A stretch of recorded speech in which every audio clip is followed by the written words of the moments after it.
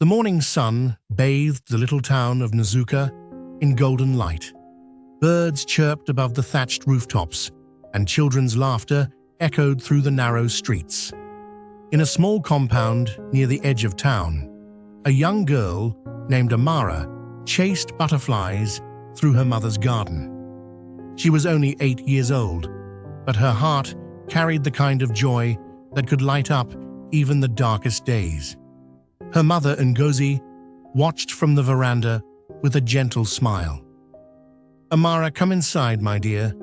Breakfast is getting cold." Her father, Chaik, sat at the table, his glasses resting low on his nose as he read the morning paper.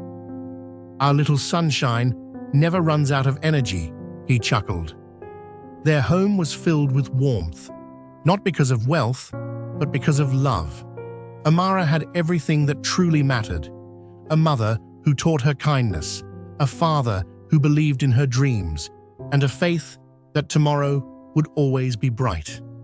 That evening, as rain clouds gathered over the town, Amara sat between her parents, listening to her father's stories about faraway places and brave people. Outside, thunder rolled across the sky. Inside, the oil lamp glowed softly. But fate has a way of rewriting even the happiest stories. Later that night, as the rain poured, Chike and Ngozi left the house to visit a sick neighbor. Amara fell asleep waiting for them. She woke the next morning to whispers, to cries, to neighbors gathered at her door. Her parents never came back. Their car had skidded off the wet road. Both were gone before help arrived. That day, Amara's world ended. She clung to her mother's scarf, crying until her small body could no longer make a sound. The laughter that once filled their home vanished, replaced by the silence of grief. Days turned into weeks. The people who once comforted her slowly drifted away. Amara, now an orphan, was taken in by her mother's older sister, Auntie Ijoma. At first, Amara was grateful. Ijoma promised to take care of her, to raise her like her own. The first few weeks seemed fine. Amara helped with chores, went to school, and tried to smile again. But things changed when Uncle Bayo, Ijoma's husband, came home from his work trip. From the moment he stepped into the house, Amara felt uneasy. His eyes lingered too long. His words, though polite around others, carried a strange tone when no one was watching. At night, when the house was quiet, Amara would hear the sound of his footsteps approaching her small room. The door would creak open slowly, and the nightmare began. He whispered threats in her ear. "If you tell anyone, I'll kill you." She was just a child, frozen in fear, carrying a pain no one could see. When she tried to tell Auntie Ijoma, the woman slapped her.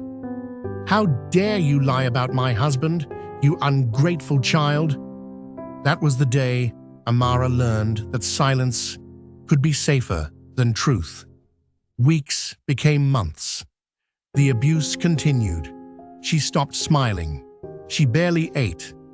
The little girl who once chased butterflies now stared blankly out of windows, praying for her parents to come back and save her. But no one came. Then one evening, after she accidentally broke a plate while washing dishes, Auntie Ijoma screamed at her, "You bring curses into my home. Ever since you came here, nothing has gone well. Leave my house." And just like that, Amara was thrown out, a small bag of clothes in her hands, tears running down her face, and no place to go. The night was cold. The streets were cruel. She slept behind a marketplace stall, clutching her bag to her chest. By morning, she was starving. She begged for food, but people passed her by as if she were invisible. Days turned into weeks. Her feet bled from walking barefoot. Rain drenched her at night, but somehow she kept going. driven by a faint memory of her father's words. Amara, no matter what life throws at you, never stop believing you can rise again. She held on to those words like a lifeline. One afternoon, after days without food, she collapsed near a church gate. A kind woman named Sister Mary found her, weak and trembling. She took Amara to a shelter where children like her were cared for. For the first time in a long time, Amara slept in peace. Years passed. With the shelter's help, she went back to school. She was quiet, serious, and determined. Pain had made her strong. Every night she studied under the dim light of a kerosene lamp, whispering to herself, "I will make it. I will make it." By the time she turned 16, Amara was one of the brightest students in her class. Teachers admired her discipline. She earned a scholarship to study at a prestigious university. But even as she began to rebuild her life, the shadows of her past still haunted her. Sometimes she would wake up in the middle of the night, her heart racing, hearing those footsteps again. The voice that said, "Don't tell anyone." She'd sit up, press her palms together, and whisper, "I survived. I am free." Amara grew older, wiser, stronger. She began dreaming of helping other children who had suffered as she did. But just when life seemed to be finding its rhythm again, fate came knocking once more. One evening, while volunteering at a local hospital, Amara heard a familiar name. "There's a man named Bayo in Ward 7. He's in critical condition. No family, no visitors," the nurse said casually. The name sent chills down her spine. Could it be him? Her heart pounded as she walked down the corridor.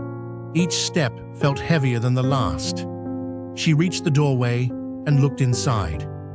Lying on the bed was a frail old man, eyes sunken, face scarred by time. But unmistakably, it was Uncle Bayo. Their eyes met. His widened in shock, hers filled with a storm of memories. He tried to speak, but his voice cracked. "Amara," her breath caught. For a moment, the room felt smaller, colder. The same fear she thought she had buried came rushing back, mixed with anger, sadness, and confusion. Then a nurse stepped in, interrupting the silence. "He's been asking for someone to forgive him before he dies." Amara froze. "Forgive?" She turned to leave. But then she heard a weak voice behind her whisper, "Please, don't go." She stopped at the doorway, trembling, tears welling in her eyes. After all the pain, after all the nights, she cried alone. He was here, helpless, asking for the one thing she never thought she could give.